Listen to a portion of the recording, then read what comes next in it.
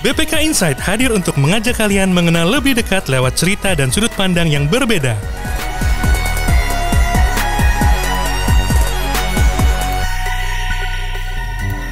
Baik, selamat datang di BPK Insight, podcast pembelajaran BPK Korpu. Kali ini bersama dengan saya, Muhammad Satya Pradana, dan narasumber kita. Yang sekali lagi, ini narasumber yang kalau buat saya adalah narasumber yang spesial. Karena kalau dilihat dari segala macam ya, saya bisa menyebut beliau ini sebagai mentor bisa juga. Karena beliau yang senior di Diklat. Dan saya masuk awal-awal langsung ke Diklat. Kemudian yang kedua disebut sebagai guru juga bisa juga, karena saya menimba ilmu juga dari beliau. Ilmunya banyak banget, terutama kalau menurut saya sih ilmu dalam berkomunikasi dan mendekati orang gitu. Saya ngerasa kayaknya kurang banget, tapi beliau ini narasumber ini luar biasa menurut saya.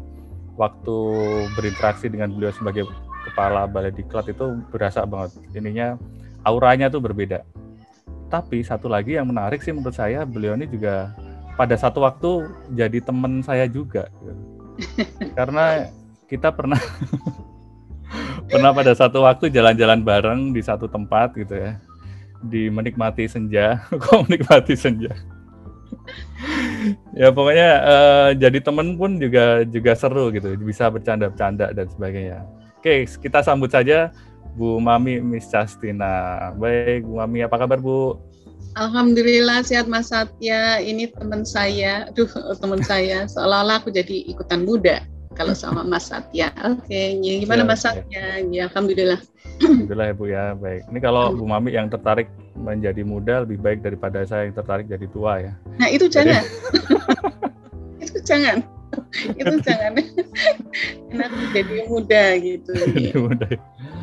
Oke, baik.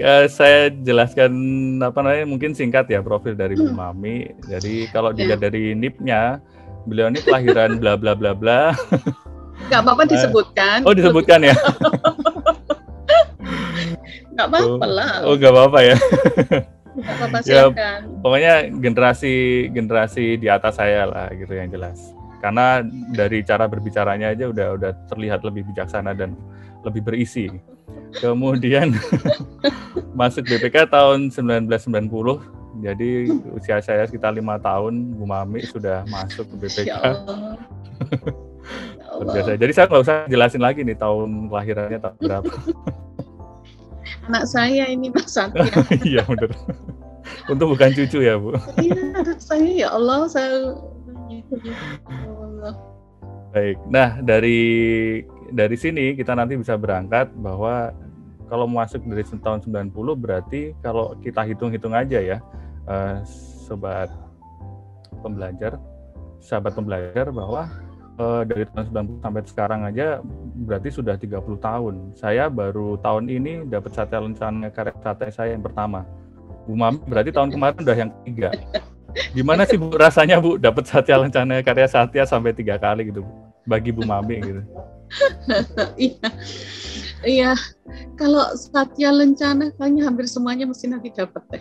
Ya tinggal nunggu tahunnya gitu. Senang aja gitu. Surprise aja gitu. Ternyata udah lama juga ya di BPK gitu. Udah lama juga di BPK sehingga saya punya banyak pengalaman gitu ya, pengalaman hidup gitu ya. Pengalaman hidup selama di BPK gitu. Dari saya masuk sampai dengan nanti mau pensiun gitu ya. Insya Allah tahun ini, saya pensiun tahun ini. Jadi iyalah Mas Satya, tadi kan saya masuk di BPK tahun 90, masuk di BPK tahun 90. Terus tadi kalau Satya Lencana tadi seperti itu, jadi surprise aja, ternyata sudah 30 tahun ya waktu saya habiskan di BPK seperti itu.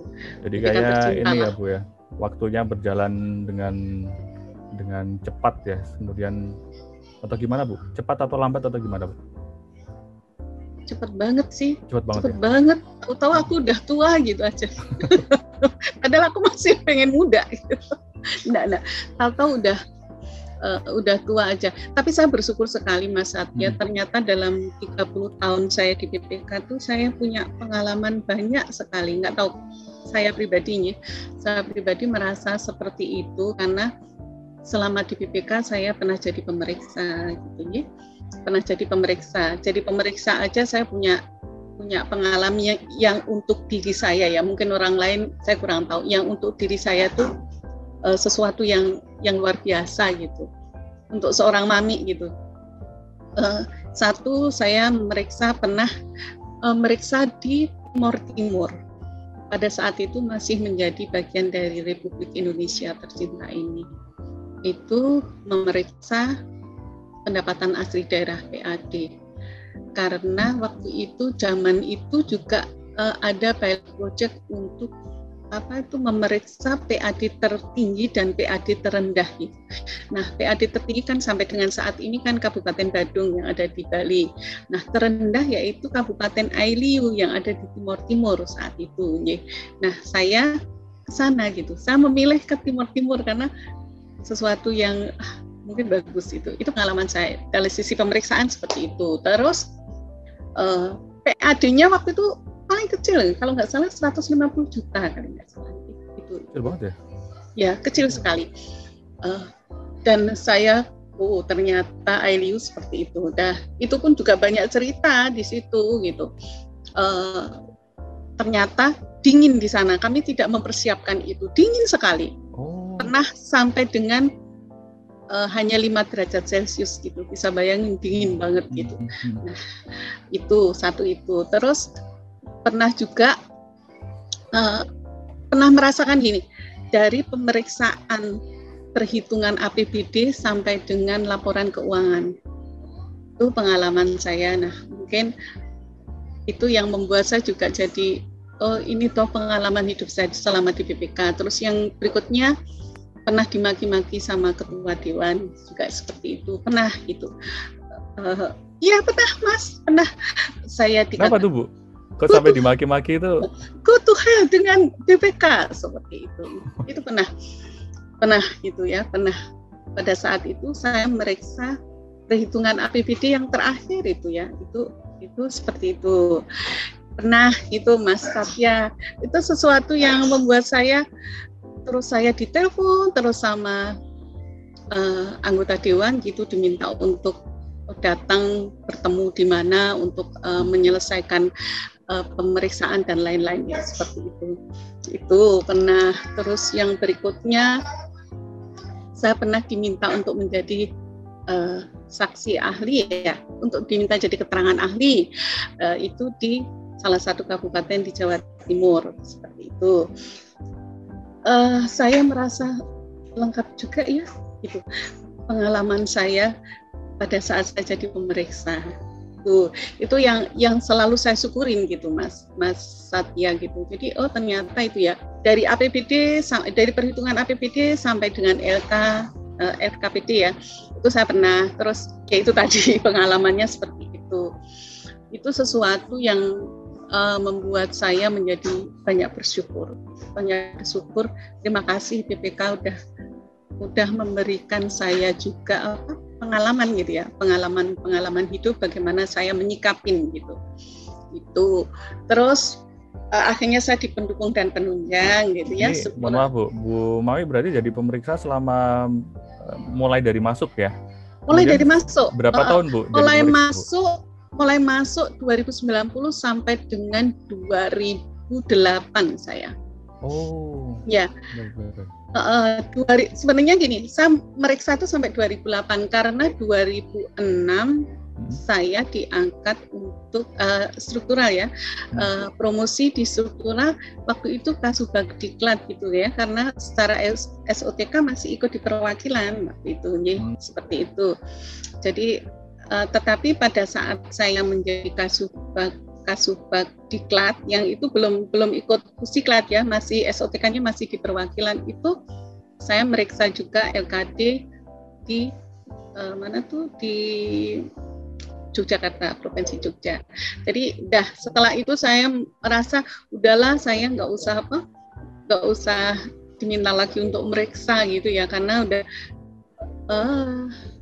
mikirnya jadi double kayak gitu. Terus itu 2006 ya, 2008 itu diminta untuk jadi diminta untuk jadi saksi ahli ya, pemeriksaan di salah satu kabupaten yang ada di Jawa Timur kayak gitu.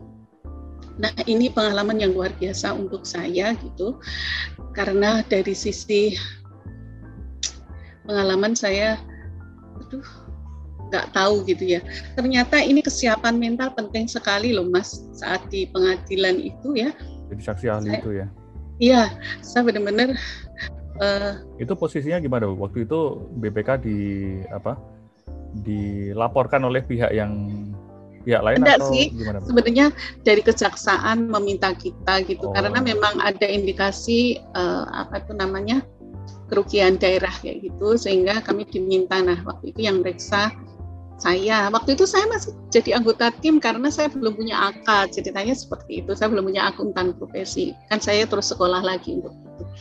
Nah, terus ya itu saya hanya pas temuan saya gitu, itu yang membuat saya agak deg-degan juga, karena benar-benar nggak ada yang dampingi dari sisi mestinya dari kita ada pengacara apa gitu ya. Itu belum ada, dan saya didampingin oleh waktu itu almarhumah Bu Christine, tahu ya Mas Satya ya, Bu Christine. Itu karena dia kan orang hukum itu di Jogja. Nah, itu yang mendampingin saya gitu. Dan tahu nggak iso turu gitu. Sorry ya, ini pakai bahasa Jawa nggak apa-apa ya. Nggak bisa tidur itu saya sehari, karena itu pemeriksaan tahun 2005. Udah itu dari sisi pemeriksaan. Terus saya di Diklat waktu itu 2006 ada penerimaan CPNS itu ya Mas Satya ya, penerimaan CPNS yang banyak sekali. Terus kita belum punya wisma gitu ya teman-teman, akhirnya dikoskan. Itu tuh pengalaman saya gitu ya, nggak apa-apa ya cerita itu ya. Siap Bu. Anak-anak dikoskan terus udah mereka harus itu sendiri. 2006 ada gempa di Jogja ya, ada gempa di Jogja waktu itu ada CPNS itu, dimana anak-anak pada telepon, Ibu ini saya gimana, saya harus kembali nggak ke Jogja, karena waktu itu kan hari Sabtu, nggak tahu. Keputusan saya saat itu, pikir saya untuk menyelamatkan saja nggak bisa, apalagi menyelamatkan anak-anak putra-putrinya orang lain gitu loh. Akhirnya saya memutuskan sendiri, mohon maaf waktu itu saya memutuskan sendiri, nggak usah kembali ke Jogja saya gitu. Karena saya waktu itu telepon ke Jakarta, posisi mau telepon ke Pusiklat, handphone nggak bisa gitu Mas, nggak bisa apa? Ya waktu itu memang sinyalnya memang putus ya Bu ya waktu gempa itu ya. Hanya CDMA ya waktu itu ada. Iya betul. Ya ada CDMA. Itu nggak bisa sama sekali Mas. Nah padahal anak-anak kan nanyanya ke saya gitu. Terus waktu itu saya juga tanya ke kepala perwakilan juga, ya udah deh nggak usah.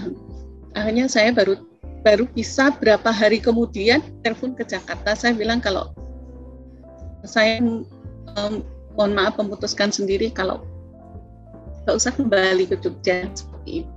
Ternyata alhamdulillah sih nggak apa-apa sama pusat, boleh gitu, boleh, nggak ada masalah gitu.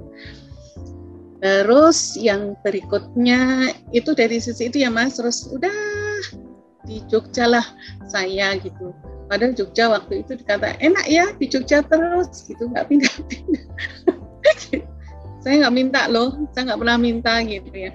Tapi akhirnya SOTK Diklat kan ikut di Pusdiklat, terus saya akhirnya, saya kan udah ke Jakarta tetapi ditempatkan di Jogja gitu.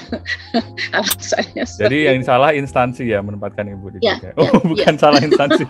Enggak. Ya, itu adalah saya bersyukur gitu.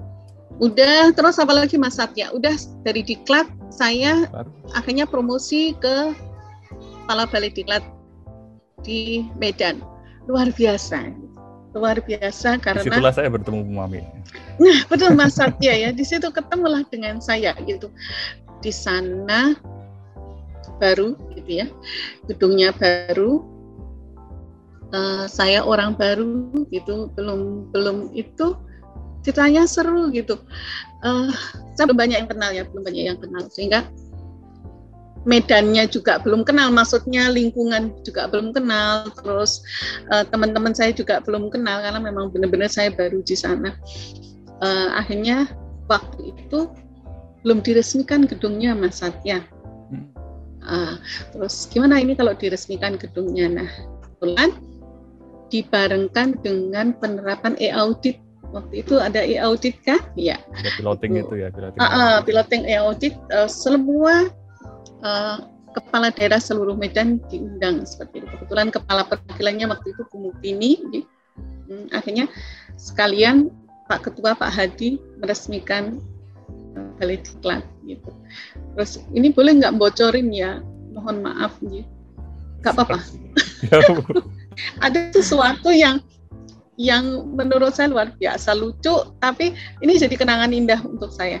Itu kan ada namanya Jebulungan, pada saat itu kan diminta untuk membuat gedung-gedung semat dibuat Jebulungan kayak gitu. Terus Jebulungan, nah permintaannya yaitu nanti di budget ada itu peresmian gitu, gitu terus ada tabir yang membuka nanti Jebulungan. So, padahal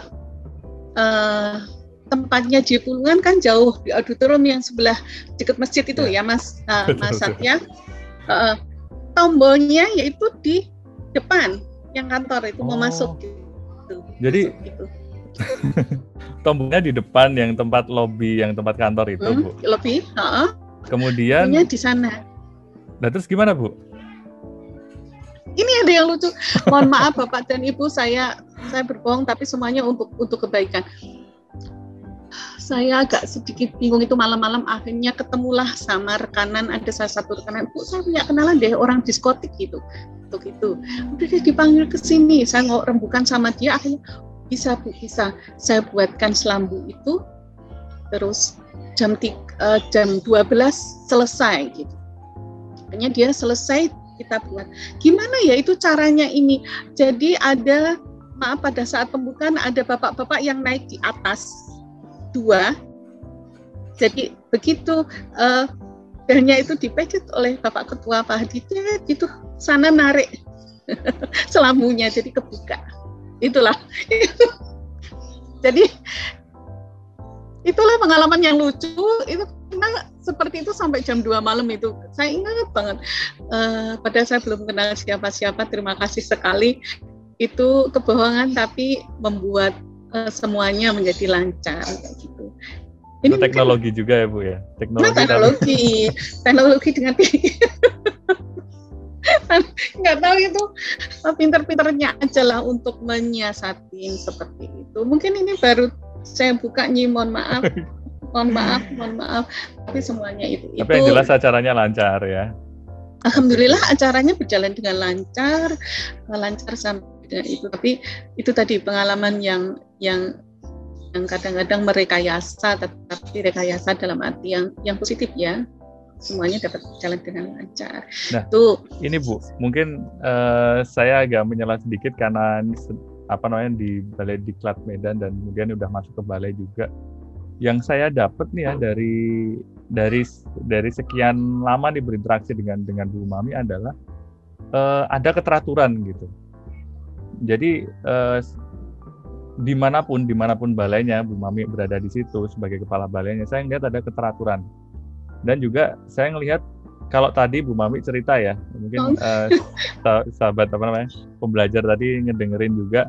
Tadi Bu Mami tadi tahun 2006 aja itu udah tegas gitu. Nah, ketegasan inilah yang saya pernah dapat cerita dari teman bahwa di satu upacara Bu Mami kemudian jadi pembina upacaranya mengkritik secara terbuka meskipun, nah ini tapi uniknya menurut saya begini. Bu Mami ketika mengkritik orang di depan umum, dia tidak menyebutkan nama orangnya, tapi nyebutin kesalahannya apa. Yang kalau buat saya nih, kalau misalnya saya yang salah, saya akan ngerasa, aduh ini kayaknya saya yang disindir nih. Tapi saya tidak merasa dipermalukan gitu di situ. Nah mungkin ada apa nih Bu? Ada tips nggak gitu? Bagaimana cara memunculkan itu Bu? Itu muncul secara ya memang Bu Mami seperti itu, setegas itu, atau memang Bu Mami punya sosok gitu yang jadi panutan atau apa saya kayaknya kalau ngeritik bakalan, atau mungkin memberitahu orang, misalnya orang itu punya kesalahan segala macam, itu saya akan seperti ini. Ada sosok panutan nggak Bu, misalnya? Sebenarnya Mas Satya, saya tuh pastilah ya, kita tuh kan sebenarnya saya seperti ini kan copy paste dari lingkungan ya. Iya ya Mas, copy paste. Ini bagus, saya paste gitu, copy paste. Saya tuh gini, prinsipnya saya gini. Semoga ini terus menjadi di diri saya gitu. Teman-teman di kantor itu kan kalau yang bapak-bapak pasti punya istri ya, insya Allah lah punya istri, atau kalau belum nikah pasti punya bapak dan ibu kayak gitu, yang dibanggakan orang tuanya. Terus kalau ibu-ibu punya suami gitu ya, itu ada itu ya, kalau anak ada bapak ibunya, kalau suami ada istri ini. Nah, mereka di rumah itu kan sangat dihormatin ya, oleh istrinya, oleh suaminya, oleh anak-anaknya gitu. Saya itu gitu, pemikiran saya seperti itu. Nah, kalau saya yang diamanahin gitu ya, diamanahin untuk menjadi apa ya, pimpinan seperti itu, apa yang mengkoordinir di situ gitu, yang dituakan untuk di situ gitu. Itu sebenarnya kan itu hanya teman saya gitu ya, teman saya untuk bersama-sama membangun satker itu, atau organisasi kecil, dalam hal ini satker itu, untuk bisa menjadi bagus. Nah, oleh karena itu saya nggak mau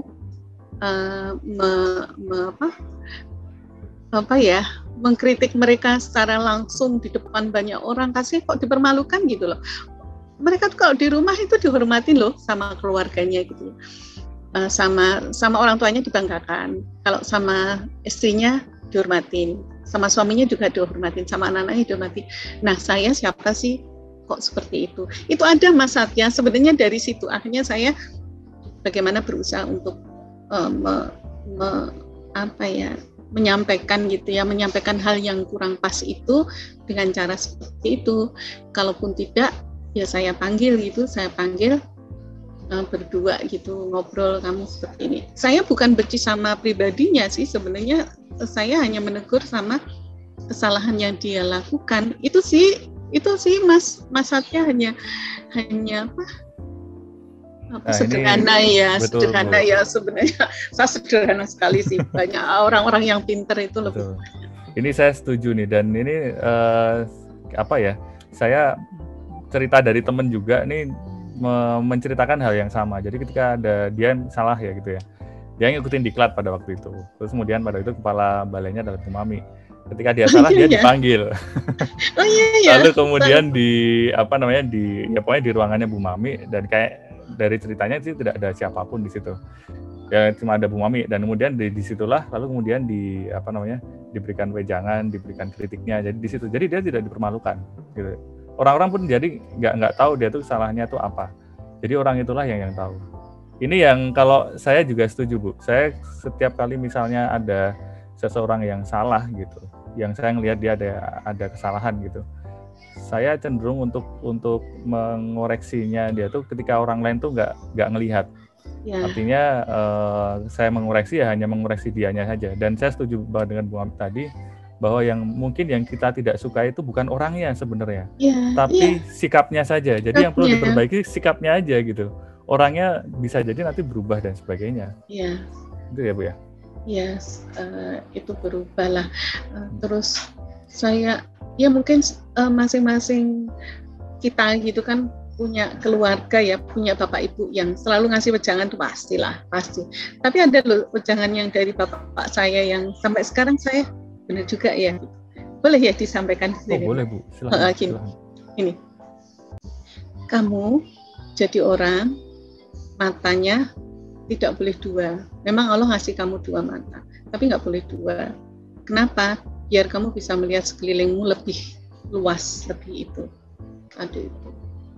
Yang kedua yaitu telinganya jangan dua, telinganya harus banyak. Kenapa? Kalau telingamu dua, nanti kamu hanya percaya sama pembisik, gitu. Tidak mendengarkan dari mana-mana. Itu akan mempengaruhi apapun keputusan kamu. Tetapi yang boleh hanya satu adalah mulut kamu. Karena dari apa yang kamu sampaikan itu orang bisa percaya sama kamu. Itu nasihat apa ya? Wong Jawa tapi sing pas gitu untuk kami ya, untuk putra-putranya itu. Itu yang sampai sekarang saya masih ingat kalau bapak saya seperti itu. Luar biasa. Jadi memang dari kecil Bu Mami sudah dididik dengan ini ya, dengan apa namanya, wejangan-wejangan yang ala Jawa yang bisa diterapkan di kantor gitu. Itu luar biasa. Universal ya itu. Tapi saya dulu ya cuma oh ya setelah semakin kita dewasa, semakin kita itu ya berumur, semakin itu semakin oh ya benar juga ya, benar gitulah, ada benernya gitu. Dan saya percaya semuanya juga gitulah. Mas Satya juga pastilah ada orang tua tuh masih memberi memberi wejangan-wejangan seperti itu ke putra-putranya. Ya, kita akan tetap terus menjadi anak kecil bagi orang tua kita. Oh iya, biarpun kita nggak tua. Iya betul. Saya juga ngerasain itu juga. Anak saya meskipun udah tambah dewasa, tapi saya selalu ngelihatnya ini bocah dulu saya bedong, saya untuk ngompol. Sekarang udah masuk SD ya. Ya Bu, mohon izin, tadi kita sudah ngomongin ini ya, apa namanya, perjalanan karir Bu Mami tadi sampai ke Balai Diklat Medan. Tadi akhirnya agak saya potong. Nah, terus lalu kemudian berikutnya Bu, kelanjutan karirnya bagaimana sampai lalu kemudian sampai terus di posisi saat ini? Ke SDM dulu, SDM dulu ya, sempat di SDM ya Bu. Ke Biro SDM, ke Biro SDM saya di kesejahteraan. Jadi kesejahteraan ini benar-benar kesejahteraan lahiriah, fisik dan lahiriah gitu ya. Karena di situ ada remunerasi, ada kasubag kesehatan, ada kasubag konsultasi gitu ya, konsultasi gitu. Saya banyak bergaul dari teman-teman psikolog gitu ya, psikolog yang ada di sana. Terus saya banyak terus juga mikirin obat seperti itu, juga mikirin gaji tukin dan remun ya, itu benar-benar benar-benar semuanya itu. Ini juga sesuatu yang baru di saya gitu ya, Mas Satya. Di SDM tuh benar-benar baru deh, saya belum pernah kayak gitu. Background saya akuntansi, tapi alhamdulillah ya, alhamdulillah saya ditaruh di SDM, sehingga saya juga senang juga gitu belajar secara psikologis seperti itu. Banyaklah hal yang saya pelajarin di SDM itu. Terima kasih pada teman-teman dan pimpinan yang ada di SDM yang juga memberikan saya warna lain gitu selama di BPK gitu. Bagaimana ngeladenin orang ya, begitu banyaknya gitu ya. Juga kalau di Diklat kan banyak senangnya ya, karena ketemu dengan orang anak-anak muda, ketemu dengan para peserta Diklat kayak gitu tuh banyak sekali warna yang bisa saya ambil gitu ya. Yang copy paste tadi Mas Satya. Di SDM pun juga seperti itu, yaitu ada di konsultasi. Terus ada ECC, itu ya ECC yang dibentuk kayak gitu. Terus pada saat itu ECC kan hanya di pusat, di kantor pusat kayak gitu. Akhirnya teman-teman termasuk kasubagnya Pak Wildan ya, Pak Wildan, bagaimana ya kalau ada ECC yang ada di perwakilan-perwakilan. Terus saya waktu itu langsung usul, gimana ya kalau di perwakilan yang ada balai diklatnya gitu. Karena di balai itu kan juga banyak sekali, misalnya ada CPNS yang diklatnya sangat panjang ya Mas Satya. Diklat panjang itu kan pastilah banyak jenuh, bosen seperti itu. Jenuh, bosen, ada cinlok kayak gitu ya. Cinlok yang anak-anak CPNS itu kan banyak sekali cinlok gitu. Yang cinloknya ternyata itu ini udah punya pacar tapi cinlok, terus ada kayak drama-drama kayak gitu ya, drakor gitu anak. Suka salah, ngapain sih kamu drakor-drakoran gitu, kayak gitu. Akhirnya disetujui, oke gitu. SCC ada di Makassar, ada di Medan, ada di Jogja ya, terus ada juga di perwakilan tipe A, ada di Surabaya juga ada gitu ya. Sehingga baguslah ada SCC itu, sehingga kalaupun misalnya balai ada hal-hal yang memang perlu psikolog, kita bisa ke psikolog yang ada di ECC yang di Jogja seperti itu. Itu yang saya senang sekali. Terus waktu itu gini, ECC orang kalau mau ke ECC waktu itu kan takut ya, karena mungkin itu kenapa ya kok ke psikolog kayak gitu. Ada rasa inilah Bu ya, segen. Ada rasa malu gitu ya. Malu bener. Jadi kayaknya malu kayak gitu. Kita kayaknya kok jadi kayak orang bermasalah gitu. Betul. Terus waktu itu anak-anak waktu itu nata gitu, ditata terus ada meja untuk daftar gitu. Terus saya bilang jangan gitu dong, kayak orang takut, begitu masuk itu kayak hotel gitu loh, kayak oh ternyata enggak itu gitu. Saya ngobrol-ngobrol, akhirnya dibuat yang seperti itu. Jadi orang masuk di ECC enggak apa-apa gitu loh. Hal yang itu. Saya pun kadang-kadang kan juga terus di kesejahteraan tuh ada TP4 yang itu ya, yang untuk ada salah satunya yang ngurusin ada permasalahan di pegawai, itu banyak sekali juga di situ. Saya banyak sekali belajar tentang hidup itu di situ, termasuk hidup berumah tangga, dan itu bagus sekali gitu. Itu Mas. Terus surprise lagi saya dipindah di Jogja. Ya Allah, alhamdulillah, itu merupakan kejutan yang luar biasa untuk saya. Biarpun saya di SDM, saya nggak tahu kalau saya akan pindah di Jogja. Oh, jadi bahkan Bu Mami aja nggak tahu ya bahwa itu yang akan pindah di Jogja ya? Oh. Nggak tahu. Saya tahunya adalah SK itu udah keluar. Saya masih ingat SK itu keluar, saya habis dari kamar mandi kalau nggak salah. Anak-anak tuh pada nyelamatin saya gitu. Selamat apa sih, saya bilang. Ternyata saya dipindah di Jogja. Itu suatu yang karunia yang luar biasa gitu. Terima kasih sekali. Padahal pemikiran saya waktu itu gak apa-apa lah, saya di Jakarta masih 1 kali penerbangan kayak gitu ya, masih bisa lah jalan darat. Kalau di Medan waktu itu kan saya harus 2 kali ya, karena belum ada yang direct, yang belum ada, jadi 2 kali itu. Jadi itu saya yang luar biasa sekali. Saya surprise sekali dalam mendekatin saya pensiun, saya pindah di Jogja. Akhirnya saya di Jogja. Ternyata di Jogja punya pengalaman lagi Mas Satya. Kalau dulu di mana di Medan sama di Jogja beda ya, meskipun posisinya sama. Beda. Kalau dulu di Medan kita belum punya DIPA. Iya, jadi betul. Ya, dari sisi pemeliharaan gedung dan lain-lainnya masih ikut di perwakilan. Untuk pelaksanaan diklat masih ikut Pusdiklat. Pada saat itu Pusdiklat ya, belum badannya di Pusdiklat. Jadi ada seperti itu. Setelah di Jogja, ternyata kita punya DIPA, Satker, kita punya DIPA yang dimana sudah bisa lah. Ternyata kepala balai itu juga sebagai KPA seperti itu. Nah ini yang pengalaman baru lagi. Saya harus belajar lagi gitu sama teman-teman yang ada di balai, gimana sih untuk mengelola keuangannya seperti itu ya. Alhamdulillah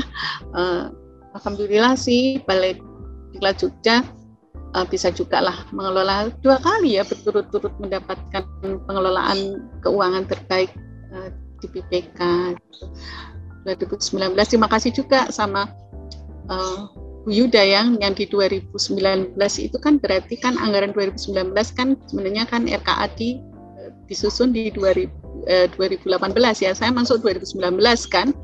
2019 dapat, terus 2020 juga dapat. Semoga lah 2021 ini juga dapat ya nanti itu. Itu sih pengalaman itu yang membuat saya, dan selama saya di Jogja ketemu lagi sama bapak yang masih membutuhkan perhatian khusus ya untuk dia. Nah ini nih Bu, yang menarik nih dari pembicaraan dengan Bu Mami ini, salah satunya ini pelayanan nih. Saya yang dari tadi ngerasa banget Bu Mami itu kayak memperhatikan lingkungan gitu, memperhatikan orang-orang yang berada di sekitarnya. Termasuk pun juga nggak hanya itu juga, saya rasanya kalau ada orang di balai yang paling pusing gitu ya terkait dengan pelayanan, itu adalah Yang pertama pasti Bu Mami dulu gitu. Jadi kayak Misalnya gimana?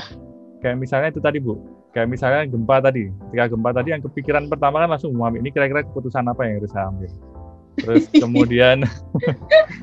kemudian pada pokoknya banyak situasi lah yang saya ngerasa ini nih sebenarnya peran dari kepala balai ini adalah sebagai PN.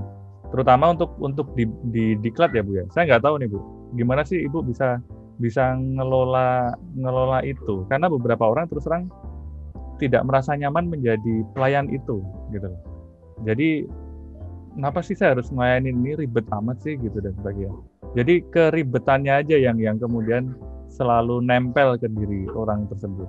Kalau Bu Mami ngerasain hal yang sama atau gimana Bu terkait dengan saya sebagai orang yang bertanggung jawab di sini di balai?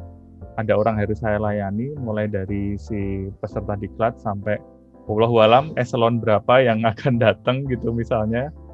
Itu apakah Ibu ngerasa beban atau ngerasa nggak nyaman atau gimana sih Bu rasanya Bu? Enggak sih Mas. Enggak, ya? Mas, kalau misalnya sebagai manusia gitu, ya kadang-kadang ada sih capek gitu ya, capek itu pasti ada lah, bohong lah kalau nggak seperti itu. Tapi saya mikir saya gini aja sih, selama itu tugas saya harus ya udah dikerjain aja gitu. Satu itu, terus kalau kita berbuat baik juga akan kembali ke kita gitu. Itu aja yang mudah-mudah kita aja.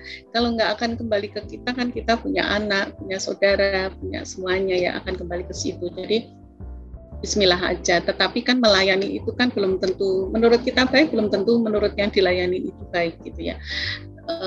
Itu monggo saja, nggak ada masalah. Yang pasti sudah berusaha untuk melakukan yang baik gitu ya, dengan segala keterbatasan yang ada seperti itu, kita udah berusaha aja untuk melakukan yang baik. Masalah penilaian itu urusan yang ke belakang lah, tidak ada masalah.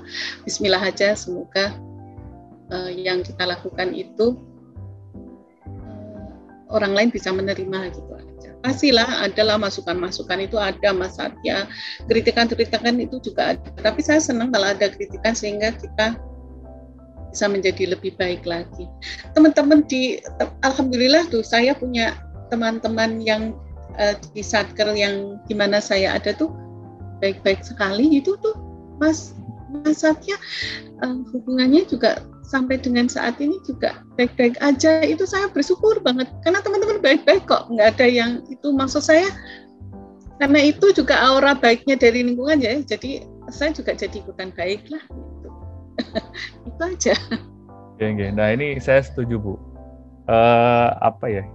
Mungkin pengalaman saya tidak sebanyak Bu Mami ya, tapi saya pernah seringkali gitu bertemu pada situasi yang saya udah dapat selentingan ini orang, kamu kalau ketemu orang ini jangan kaget ya, orangnya ini agak begini begitu dan sebagainya gitu.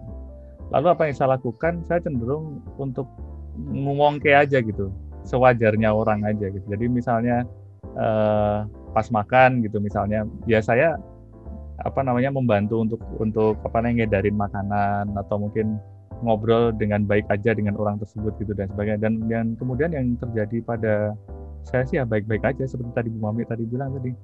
Jadi nggak tahu ya, bagi saya sih ketika kita nguongke orang, maka orang itu akan nguongke balik ke kita gitu. Betul. Saya sih ngerasanya sih seperti itu. Akan balik ke kita gitu. Jadi memang apa itu namanya?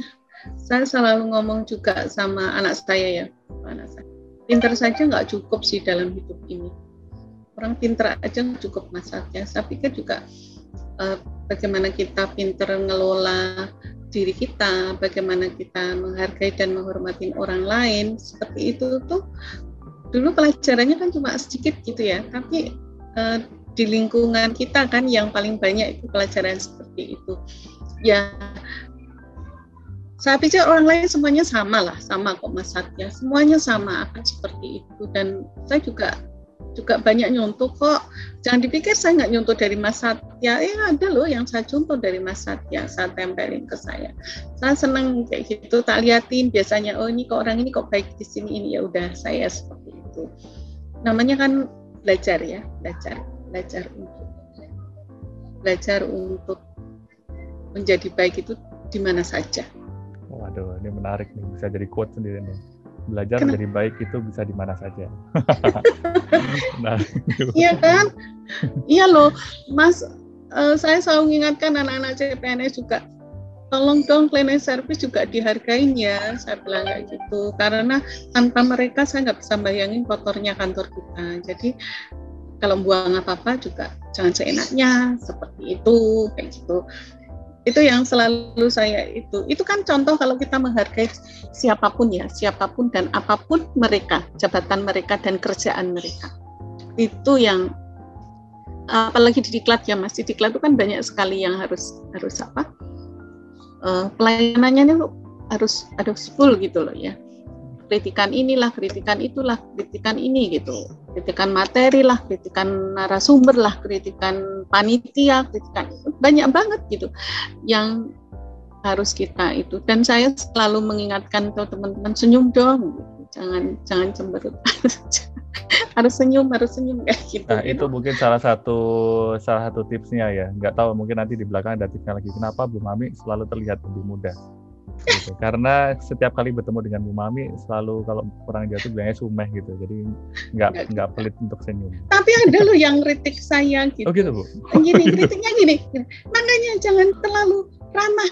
Kadang-kadang saya udah terlalu, karena saya merasa kenal sama dia gitu, kan saya jadi ini ternyata kok responnya nggak itu, terus saya diam gitu. Oh, terus sama ada teman dikritik itu, yang suka ngeritik itu Budiah itu dari Medan. Makanya jangan terlalu nanti kalau ya karena pikiran saya gitu loh.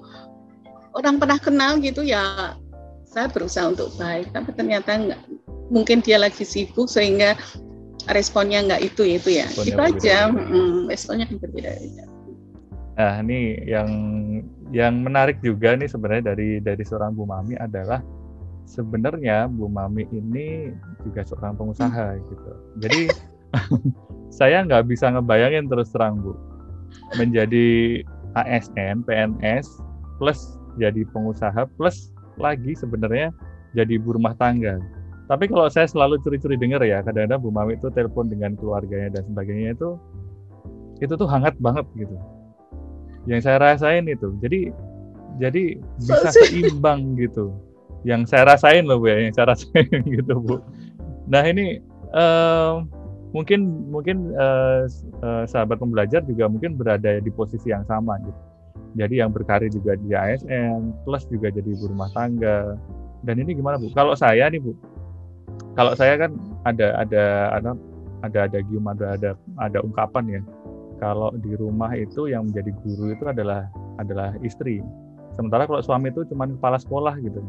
Jadi kepala sekolah tuh nggak terlalu banyak untuk berinteraksi dengan anak mungkin ya.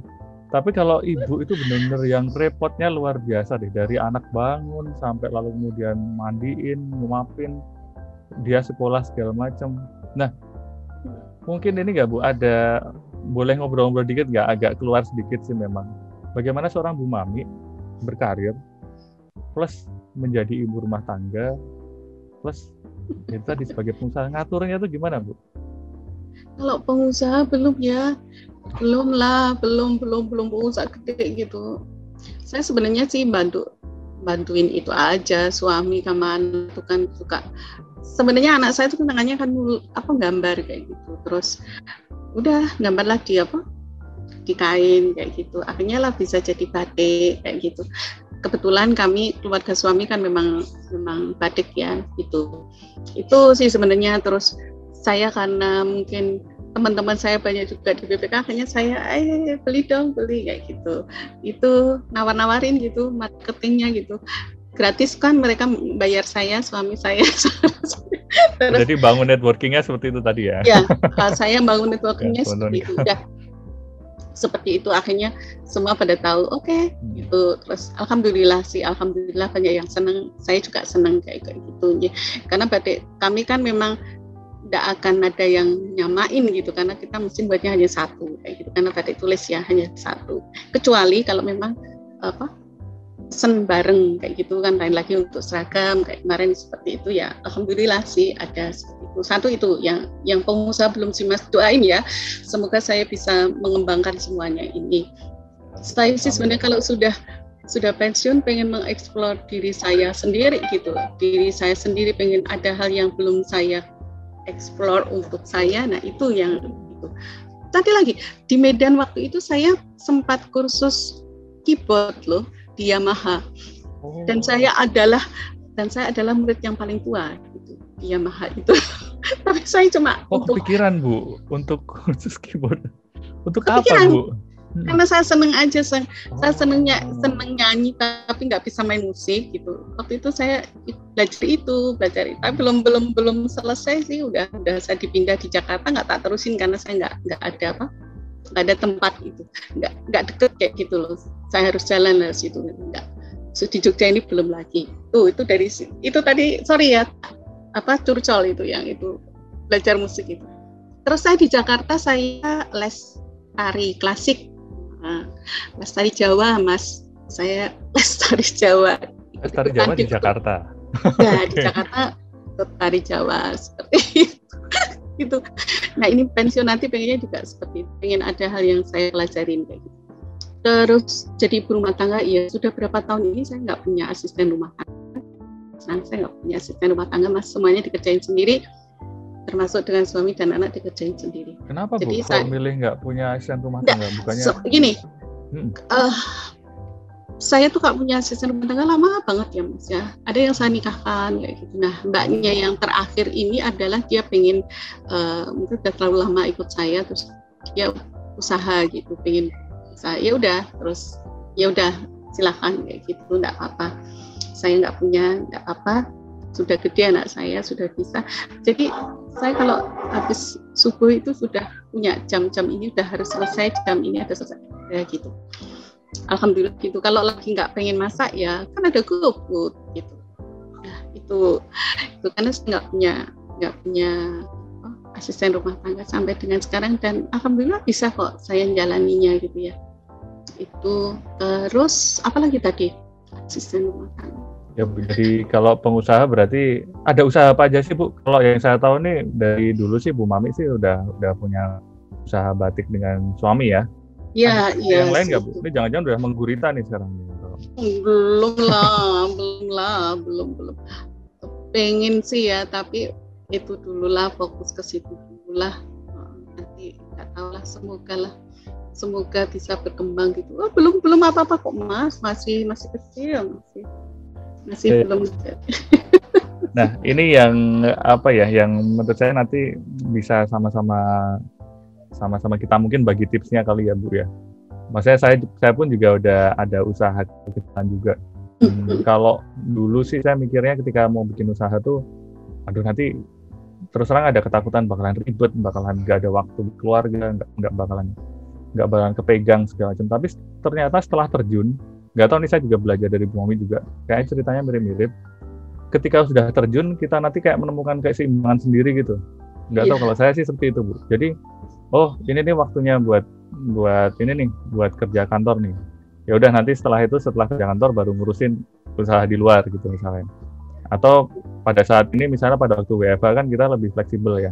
Ini di jam sekian sampai jam sekian ngurusin rumah, jam sekian sampai jam sekian ngurusin kerjaan kantor, dari jam sekian sampai jam sekian ngurusin usaha gitu misalnya sebagainya. Dan itu baru bisa kepikiran kalau saya sih Bu, itu ketika udah nyemplung. Ketika belum nyemplung itu yang ada tuh cuman bisa enggak, ya enggak, lebih banyak enggaknya gitu daripada iyanya.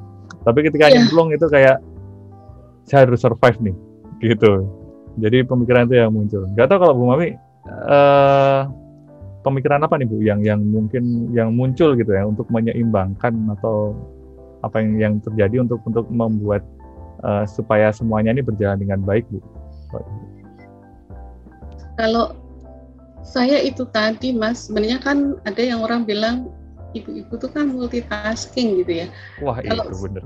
Sebenarnya, iya kan ibu-ibu tuh kan multitasking, tapi menurut saya enggak juga tuh gini.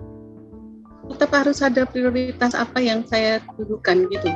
Kalau saya gitu sih, tetap sih. Kalau misalnya ini dulu, A ini dulu, ya udah saya ke A itu dulu.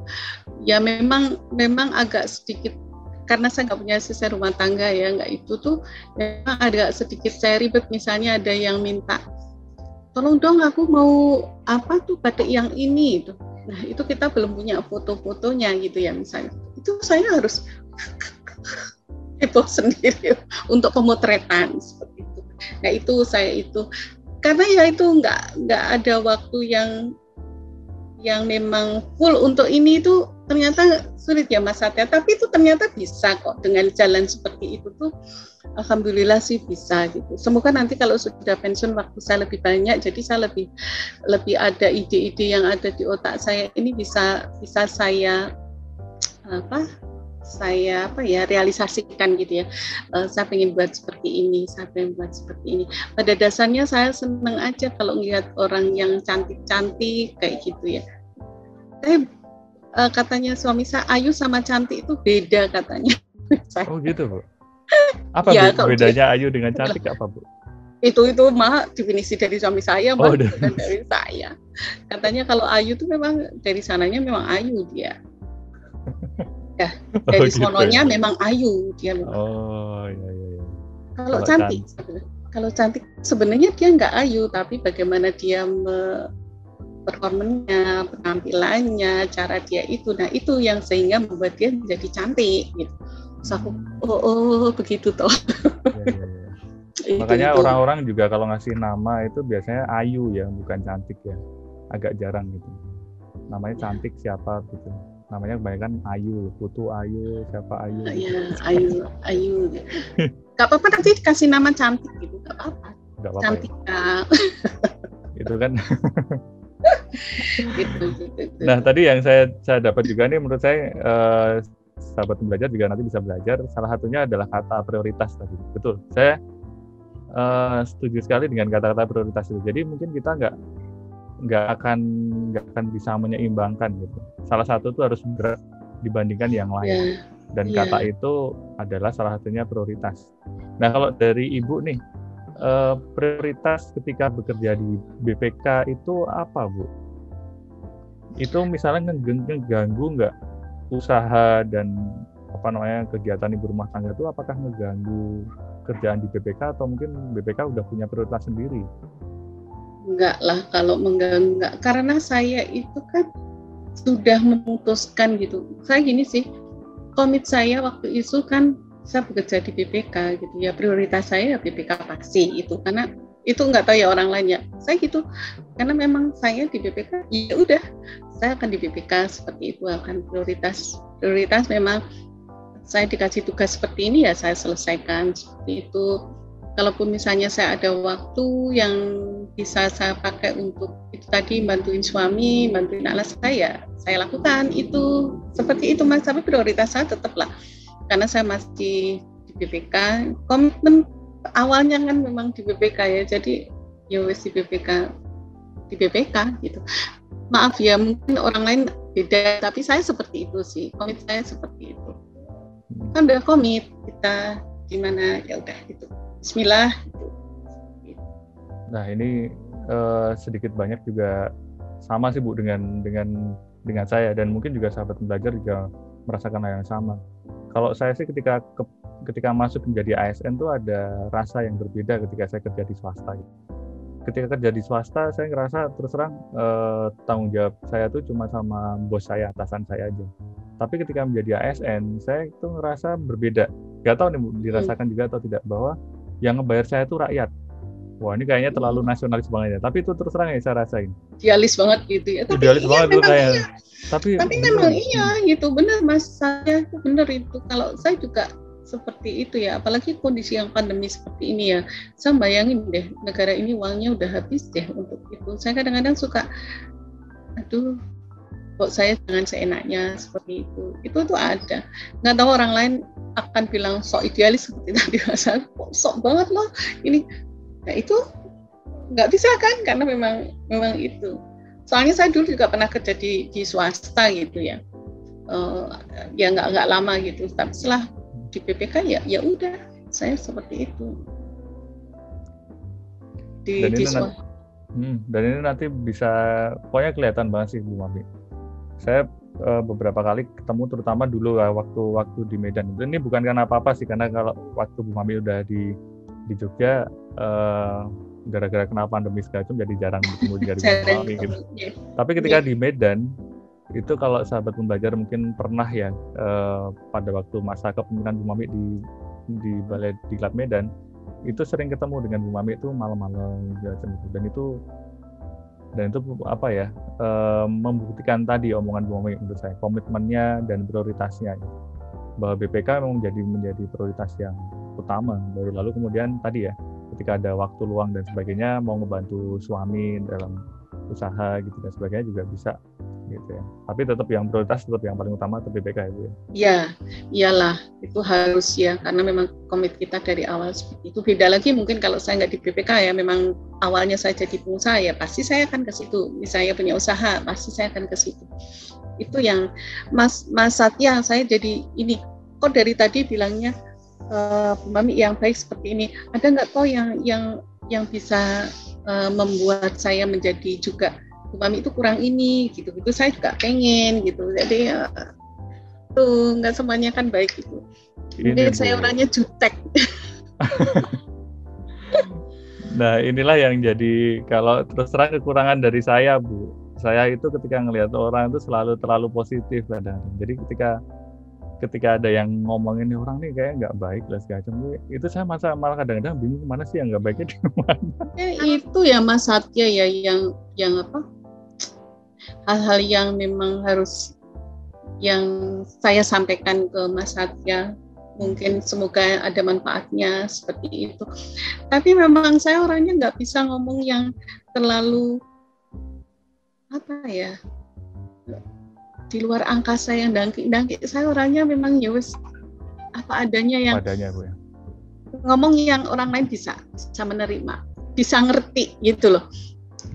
Saya nggak bisa, kalau saya sangat kagum sekali dengan orang-orang yang pintar itu tuh saya sangat kagum sekali ya. Tapi kekurangan saya seperti itu Mas, saya udah ngomong apa adanya gitu.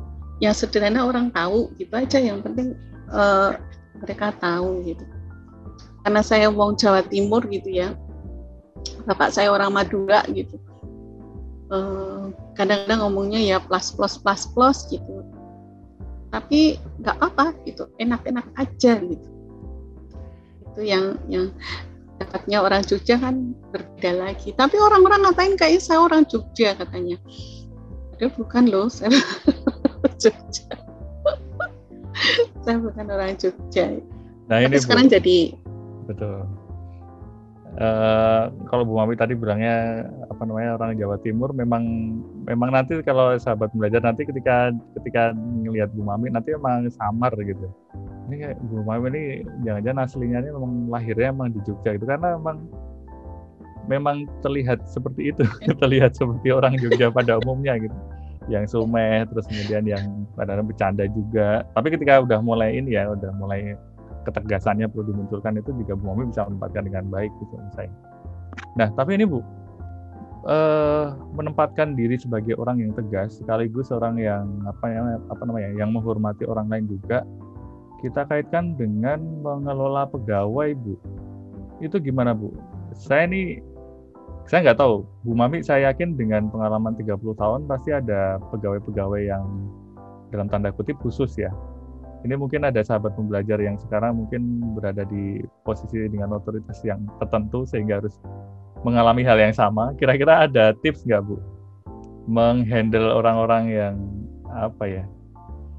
Ya berkebutuhan khusus. Ada.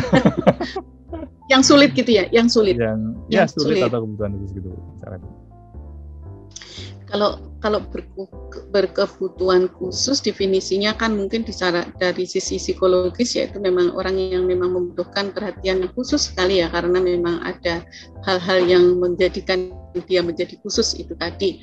Itu nanti ranahnya psikolog ya, yang mungkin yang tahu, sehingga kami sebagai biasanya atasan saya hanya banyak konsultasi juga gitu loh sama psikolog gimana untuk itu.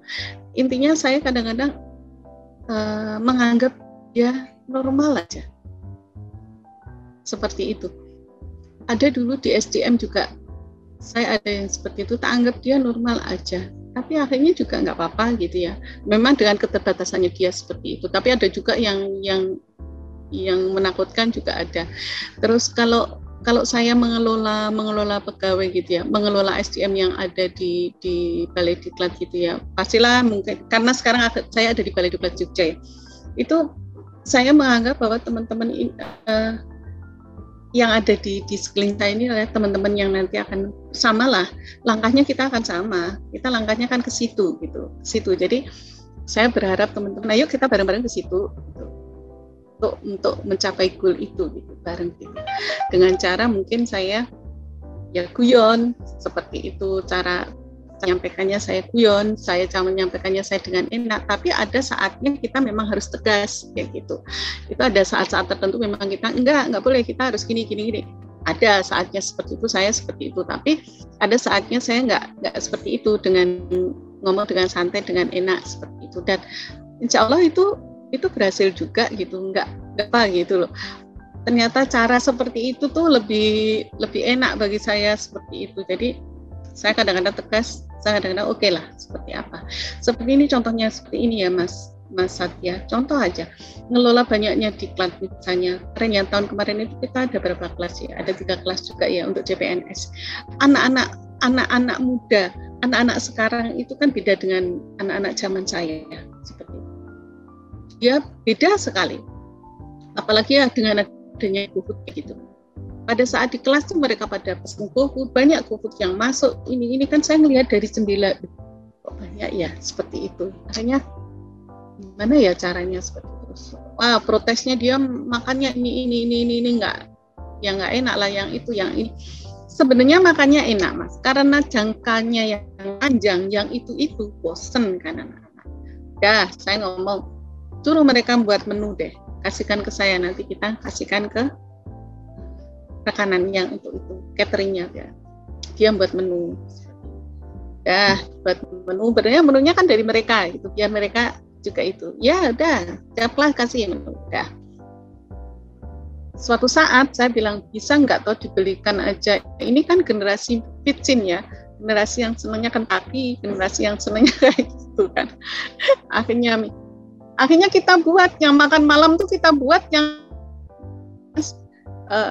Kentucky aja. Ngomong sama cateringnya, gimana catering, bisa nggak kalau uangnya itu diberikan untuk Kentucky? Oh bisa Bu, mereka kan juga seneng, nggak nyuci piring, nggak itu kan. Mereka yang pesan kan, akhirnya dikasih lah Kentucky. Oh seneng banget kan mereka, wah Ibu kita dapat Kentucky. Oke.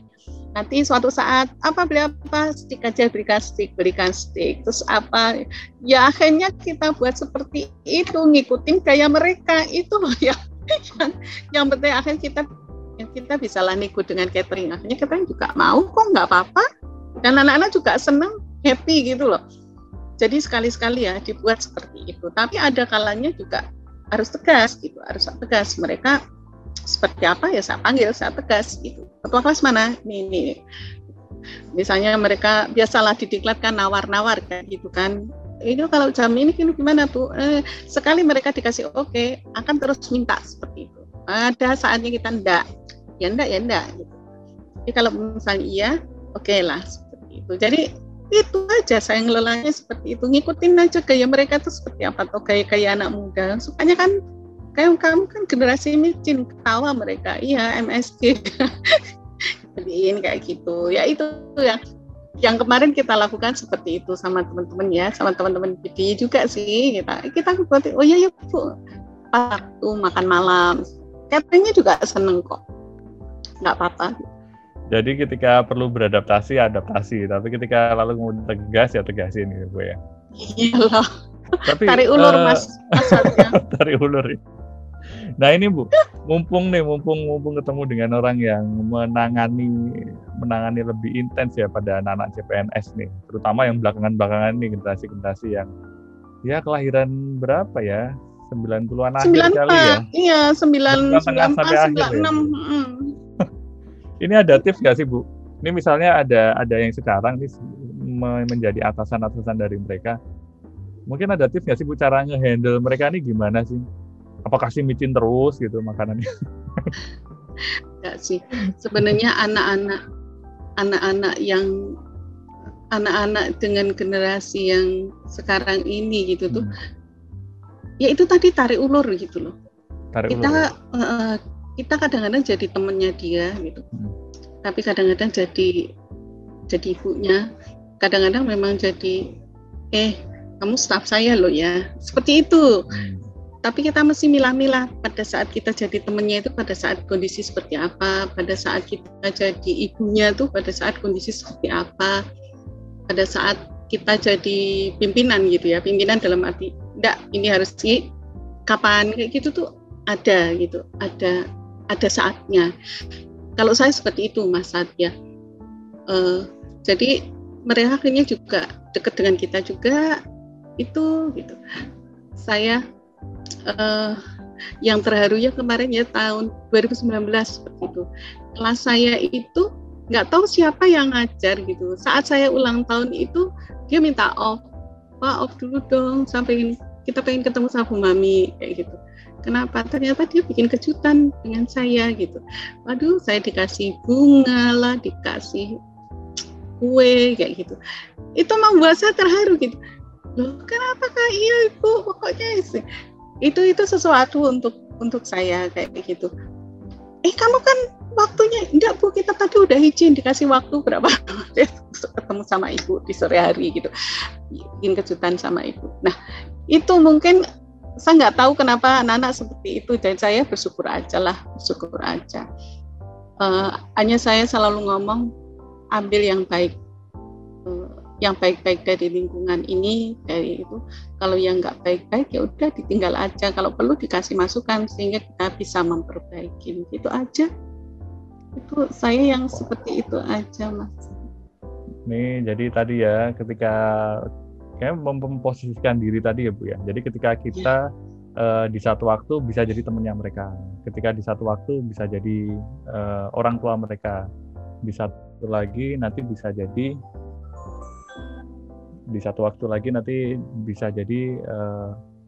atasan mereka yang perlu tegas pada anak ini.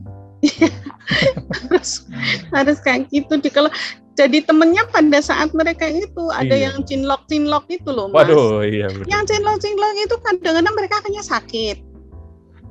Kenapa mereka sakit? Iya Bu, karena ini enggak. Apa yang saya lakukan ke anak-anak yang seperti itu? Gimana, Bu? Itu kan coba Mas, sampai ke dokter. Sampai dokternya Bu ini ada yang sakit. Kenapa kamu sakit? Saya bilang gitu. Sakit apa? Gitu. Nangis. Ini kenapa sih nangis gitu? Setelah itu temannya cerita Bu, dia cinloknya sama A ini ternyata sudah punya pacar juga. Tahu. Apa yang saya sampaikan, kamu kayak main drakor aja, kebanyakan nonton drakor itu, aku bilang kayak gitu.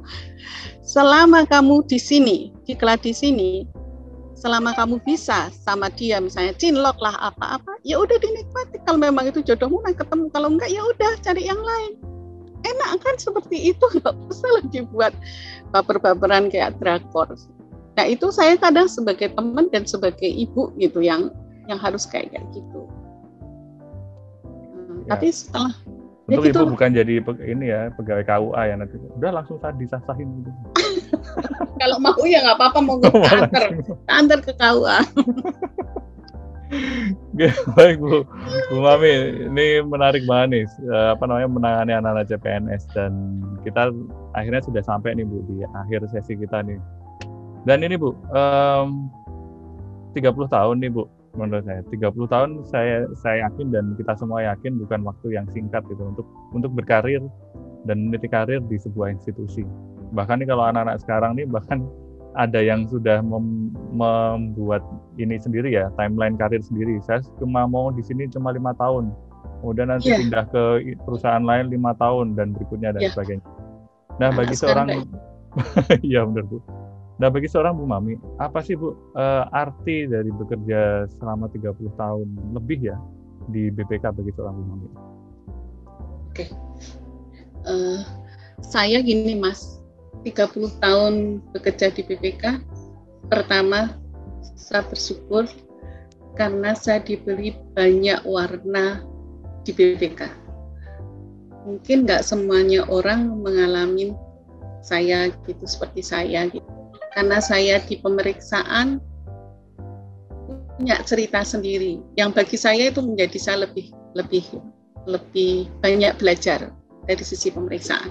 Di sisi pendukung dan penunjang saya juga banyak belajar, dan saya merasa sudah lengkap gitu. Pengalaman saya selama kerja di BPK itu, saya selama 30 tahun itu tidak monoton di satu itu saja, tetapi di banyak tempat yang semuanya punya warna yang berbeda-beda. Itu yang saya bersyukur, terima kasih Tuhan, ya Allah, ternyata saya diberi seperti ini ya, nggak semuanya orang punya pengalaman seperti saya. Itu saja, kan seperti itu. Jadi bekerja di BPK memberikan warna ya, banyak warna dan banyak pembelajaran ya, bagi seorang Bu Mami suksesnya. Oke, baik Bu Mami, terima kasih banyak sudah hadir di podcast kita pada kesempatan kali ini, Bu. Semoga tidak kapok-kapok, nanti mungkin misalnya di episode berikutnya ada ya mungkin kita bisa ngobrol, mungkin nggak cuma 2 orang aja, tapi mungkin bisa barengan dengan rekan-rekan yang lain, dan semoga nggak bosan juga untuk nanti misalnya kita bisa ngobrolin tentang topik-topik lain yang menarik juga dalam proses pembelajaran kita. Baik Bu Mami, sekali lagi terima kasih. Sama-sama. Dan sahabat pembelajar. Sama-sama Mas. Siap Bu. Inilah akhir dari BPK Insight pada kesempatan kali ini. Akhir kata, wassalamualaikum warahmatullahi wabarakatuh. Waalaikumsalam warahmatullahi wabarakatuh.